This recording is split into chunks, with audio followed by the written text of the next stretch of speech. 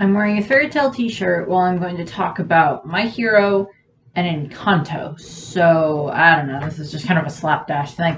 No, it's not. As you can probably tell by the title of this video, I'm going to be comparing Izuku Midoriya, Deku, to Mirabel Madrigal from Encanto.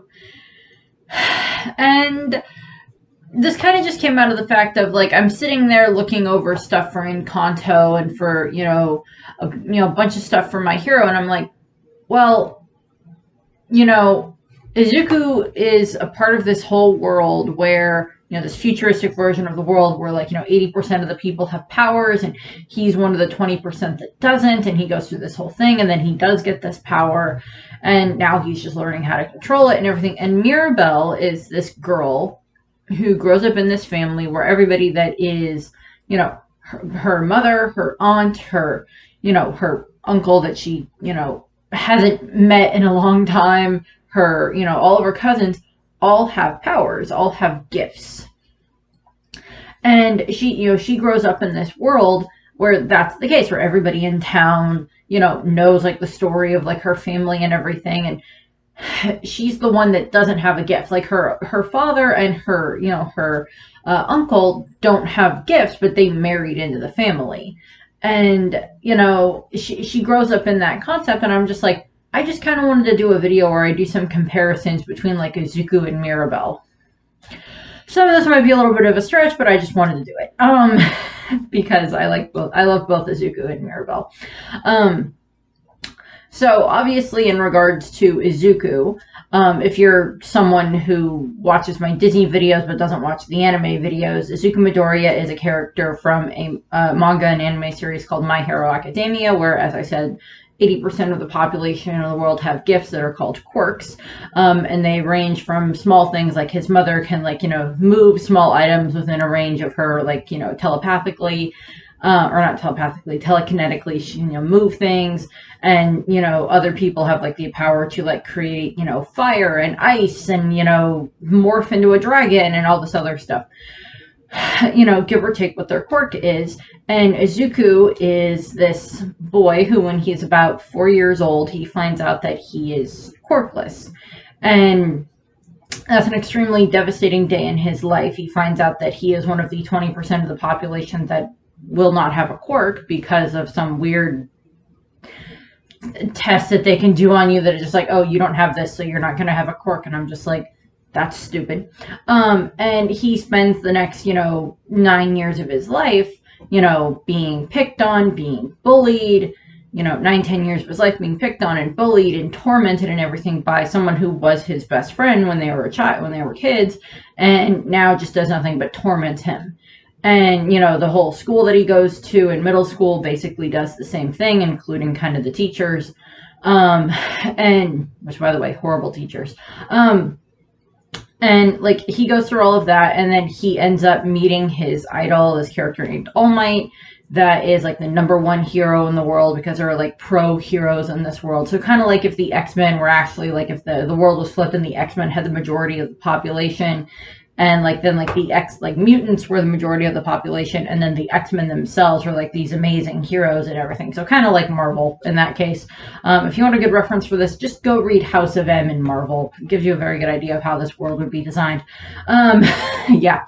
And, Izuku ends up meeting him, and they have this whole big conversation where, he finds out that, All Might actually... he was born quirkless as well, and he was given a quirk that's called One for All, and then he ends up taking Izuku kind of under his wing as his protege, his successor, and he trains Izuku, and Izuku works extremely hard in order to build up his body to be able to gain this power that All Might will give to him, and he gives it to him, and it's called One for All, and it is initially looked at as a strength enhancing quirk.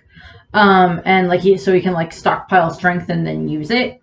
And it's been passed down for several generations. And Izuku is now the latest one to hold this quirk. And it's actually revealed in the story that, spoiler alert, I guess, it's revealed in the story that if someone else who had had a quirk was given this quirk from All Might, it probably would have killed them instantly, as opposed to Izuku, who was already quirkless, and therefore his body could learn to work with this quirk. It still causes him a lot of pain at times when he, exerts too much force on his body. He's broken his, he's probably broken almost every single one of his fingers. He's broken both of his arms. I think he's broken his legs both of his legs at one point in time. He's caused lots of physical damage to himself, but they have very rapid and extreme healing in this world, but that still causes damage.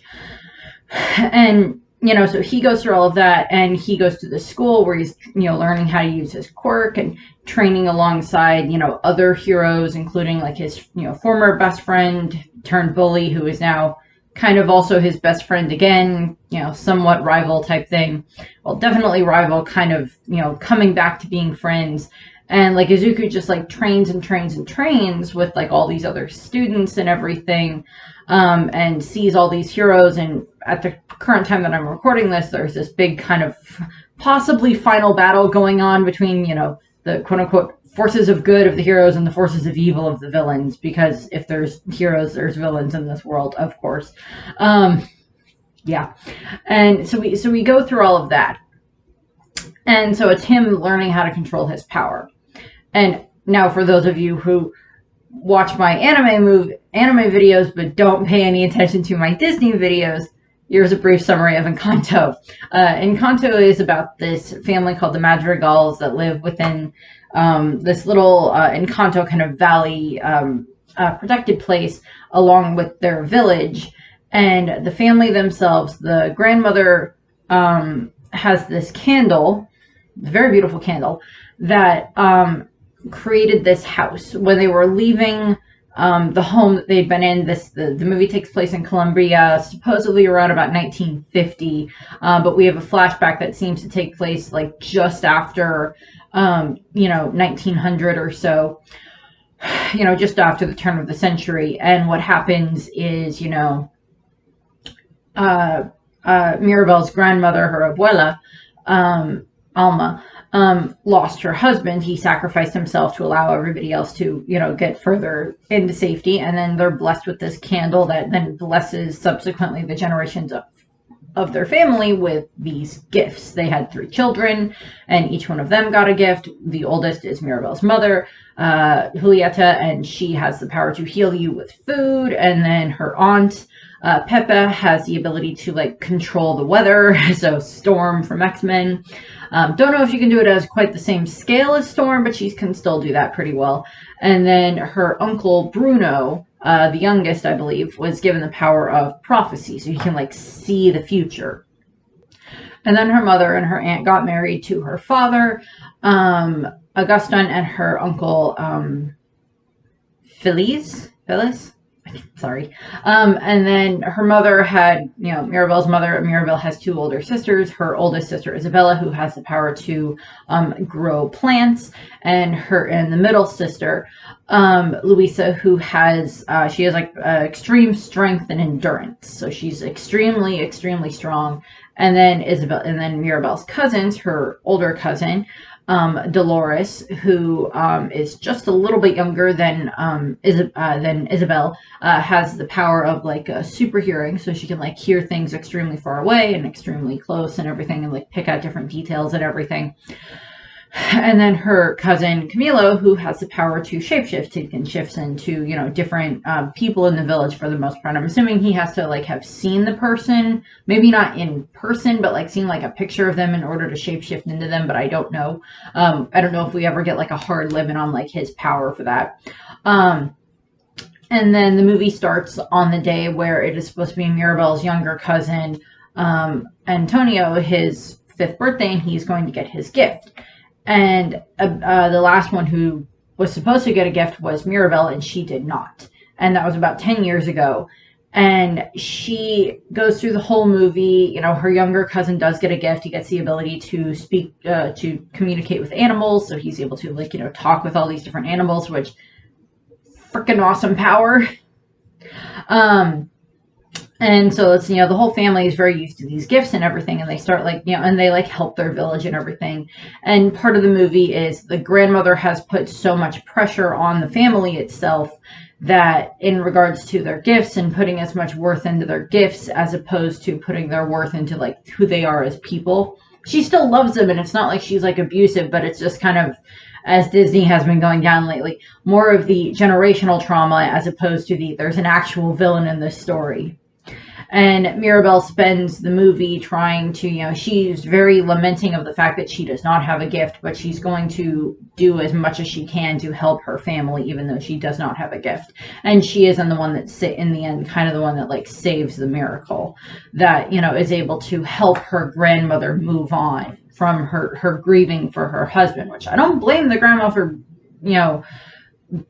grieving for her husband. There's nothing wrong with that. I'm well aware of how that works. My grandmother on my mom's side lost her husband a long time before she died, and she never got remarried. As far as we're aware, she never had any other boyfriends or anything like that. And she, that my grandfather was her true love, and she had no intention of finding anybody else. And she raised her, her 6 kids or 7 kids, excuse me, in that time frame, and she lived to be in her 90s and everything. So, before she passed several years ago, but it's but she didn't put all of her time into her mourning. She lived as much as she could during her time frame, even without my grandfather. And part of the movie is, Abuela, Mirabel helps her Abuela kind of like move forward in regards to that, and like start fixing things with their family and everything. And like everybody does lose their gifts, but then at the end of the movie they all get their gifts back. And Mirabel does not appear to have a gift still does not appear to have a gift, but she appears to be kind of possibly the one that will then kind of take over for, caring for like the magical candle when their grandmother dies, which we don't know how long that'll be, but at some point that will happen. So I kind of wanted to go over, just those basic things here. You can already kind of see different similarities between Izuku and Mirabel.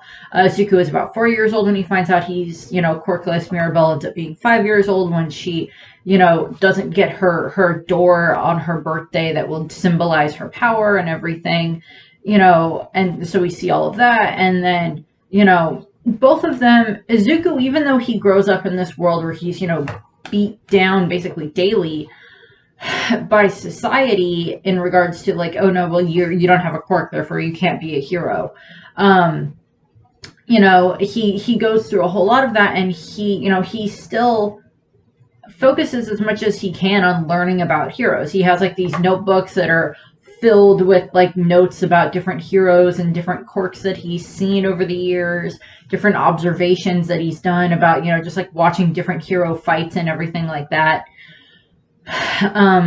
Over the course of his, the last 10 years or so. And he still does that. He still has the notebooks that he, writes in and, makes notes about, his classmates, his teachers, different mentors that he ends up having, all this other stuff. And he just, trains and he implements a bunch of this stuff. And, he's, getting so much better at being able to control his quirk, his power. And yet he still has problems at times, and, with Mirabel, it's, she goes through this whole thing of, her song in Kanto is Waiting on a Miracle, which is my favorite song in the movie. I still love We Don't Talk About Bruno, and I still love Surface Pressure, but Waiting on a Miracle is my favorite song in that movie.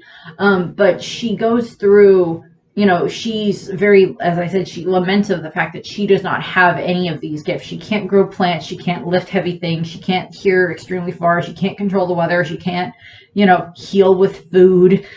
She can't, do any of this stuff. But she does what she can in order to help her mother and her sisters and her cousins and her aunt and everything, and her uncle and everything. She does a bunch of this stuff in order to like help them as much as she can, because she sees like the pressure that they get put under, and she wants to try to help them in, having an outlet for that pressure, having an outlet for that stress. And by the end of the movie, the family is much better able to, express themselves. They don't have to be this perfect stoic thing in front of the villagers every time. And it's also the villagers kind of learn that, okay, you can't go to them with every single one of your problems. It's like, if you're hurt, if you're hurt really badly, then yes, go and get food from Julieta because it will heal you. Yes, that's fine. But like, just because your donkey got out doesn't mean you have to go and have Isabella, or have Isabella go get the donkey. No, you don't have to have Luisa go and get the donkey. You can go and get the donkey yourself. It's just like, you can't put so much pressure on everyone, and you can't keep pointing out again and again and again and again that Mirabel does not have a gift. That's not fair to Mirabel. And it's not fair to everybody else in the family, because it then puts more pressure on their gift than it does on them. Or it puts more stock in what their gift is as opposed to who they are. And in My Hero Academia, there's a lot of that as well, with the fact that there's, so many of the kids, either in Izuku's class or that he's met throughout the course of the series, that so much more was looked at about their quirk than about them as a person. Like, oh, you don't have a quirk that's worthy of being a hero because all you can do is, something very small, but that doesn't mean that you can't be a hero. And, so there's a lot of that goes into it. One of the students, like, he has a power that's kind of like, mind control. And it's like, if you talk to him, if you answer him while he's using his quirk, he can then, like, control your mind. And, like, he slowly has to make his quirk stronger, obviously, throughout the course of the series, and he does. But he's, initially looked at very much as, like, oh, you have, like, a villain's type quirk. But, Izuku doesn't look at it that way, doesn't look at the student that way. He's like, no, that's actually a really cool quirk. And, and that, like, throws the student off, because all he's heard his whole life is that, oh, that's a villain's quirk. And it's just like, no, that's actually a really good quirk. And, so we see that. There's other ones that, one of the students in one of the other classes, his quirk is the ability to, like, copy someone else's quirk. So similar to Rogue from the X-Men, but it's not painful for either of them.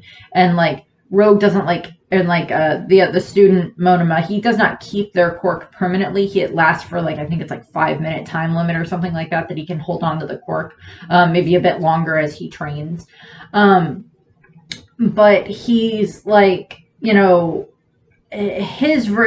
is very obnoxious and over the top, and, like, puts anybody down that he can and everything like that as much as he can, particularly people that are in, like, the other classes. Like, he'll, like, bolster his own class, so he at least gets points for that, but he, like, degrades, like, anybody that's not, like, in his class for the most part, including Izuku and including other people in their class.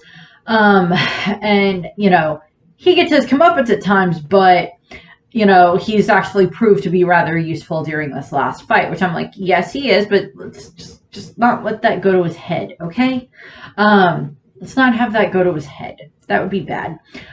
He doesn't need a bigger ego than he already has, as self-inflated as it is. But, there's this, Izuku's world is very much built around, like, what can your quirk do for other people?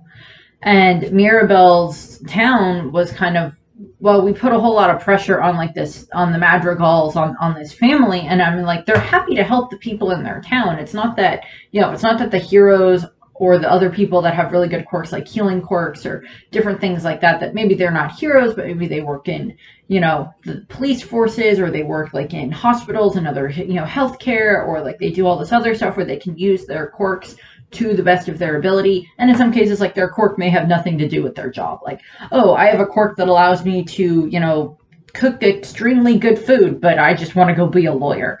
That's fine. But, it's like your quirk doesn't always have to, like, be a part of your job. But, in Mirabel's, in the town, it's very much of, they seem to go to the Madrigals for their, problems a lot more than maybe they should. And part of the end of the movie is that, like, the town comes and helps them after their house is destroyed. When, like, the Miracle first dies, the town comes and helps them rebuild it after Mirabel comes back. And, that helps with, like, making the town understand that you can't go to them with all of your problems because that puts too much pressure on them. And the same thing happens in My Hero Academia with like the Hero Society, where it's just like the citizens themselves put so much pressure on the heroes and like slump so much stuff off on the heroes. And the author in the story, Horikoshi, has done quite a good job of like pointing out the fact that yes, there's been this, and yes, there's been that, and like, yes, there's certain things that definitely leave to the heroes. Like, if there's a bank robbery or like something along those lines, leave that to the heroes. But if you suspect something else bad is happening to someone, it's not wrong of you to like call the police and say, oh, I think this person is being abused, or I think this person is being hurt, or this, this whatever the situation is. That's not a bad thing to do. To like, if you're doing it for a good reason, that's one thing. But if you're just doing it to get someone in trouble, then don't do that. But like, if it's like, if you expect like one of the characters who actually ends up being like one of the main villains of the story, he was a very abused child by his father. And there's like whole connections that go into that with like who his father is and everything like that. But he was very abused by his father. And, he just snaps at one point, and then like during this time frame, like if someone had come along that had actually been a hero, then maybe like the world wouldn't be where it was at this point in time in the My Hero Academia world. So many of the things that happen in My Hero is the fact that they put All Might, this big hero, this like number one hero, on this huge pedestal.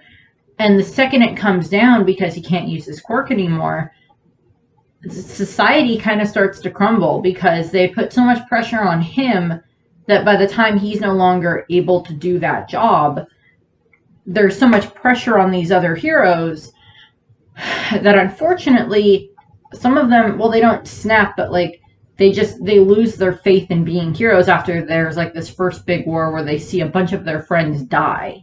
And I don't blame them for like being like, nope, I can't do this anymore. I don't blame them in the slightest, and I don't think most of the other heroes that we see in the story up to that point don't really blame these other ones for like, no, I can't do this anymore. I can't do this with like where the world was heading at that point in time. So you can't, the other heroes don't blame their, former colleagues for retiring. Particularly the ones that were like either extremely injured in this battle, or like they saw one of their best friends get, killed or something like that. And, part of what happens in My Hero is that they do go over like the good sides and the bad sides of, being, having this power. And in Kanto, they do the same things that, particularly through surface pressure, through Luisa's song, they go through the whole thing of, how much pressure she's put under by the family, by the village, and that sometimes it's just, you just need to have time to yourself, which is also just like a message to the world in general that, okay, it's one thing to have all of your, society expectations on you, family expectations, but if you don't, and Turning Red, Turning Red from Pixar also goes into this as well, that, having all of this other problems, but if you don't take time to take care of yourself, then you're going to be in a lot of trouble, which is, going into a lot of, mental trauma and different things like that, that it's become much more healthy to talk about. It's become a much better idea for people to actually discuss those things, which I approve of. But, throughout the course of, both of those stories, and I mean, like Encanto is like, like what a 2-hour-long movie. My Hero Academia has over, it's like 300 some chapters at this point in time, and so many episodes at this point in time, and like 3 movies. Yeah, 3 movies. I'm like, yeah, no, it is 3 movies at this point in time. It's like they have all of that, and like it's still kind of the same basic story of person who does not have a gift or a quirk ends up in this world, is part of this world, even if it's much on a much smaller scale in Mirabel's case, where, all people around them have these gifts, and they're kind of the one that is trying to help them as much as they can. Mirabel is just like, I'm going to help my family as much as I can. And Izuku is just like, I'm just gonna, I was given this gift and I'm gonna make it mine and I'm gonna use it to the best of my abilities to, not because he wants to be the #1 hero in the world, because he wants to be like the most famous or anything like that, but because he wants to save people. And that's, that's where Izuku and Mirabel are very similar. And I know there's at least one My Hero and Encanto fan fiction where like Mirabel gets like sent to Japan, but I'm like, those are very different time frames. But like she ends up, her and Izuku would probably get along rather well. It's just like, oh, you didn't have a quirk? No, I don't have a gift. Yay, let's be friends. That I could see. But that's just kind of what I thought. I just kind of wanted to do this video about that. You watch it. I hope that you enjoyed it. If you did watch it, watch me ramble about Disney and anime. I'm like, hey, I can do that. Hey, you want me to ramble about Disney and anime? Give me 10 minutes at least. So I thank you very much for watching. I hope that you enjoyed the video. If you have any other similarities, either you've spotted through like between Izuku and Mirabel or something along those lines, or those types of things, comment them. So I thank you for watching, and I hope you have a nice rest of your day. Bye. That's right. Don't worry about what other people think. Hold your head up high and plunge forward. The truth is, gift or no gift, I'm just as special as the rest of my family.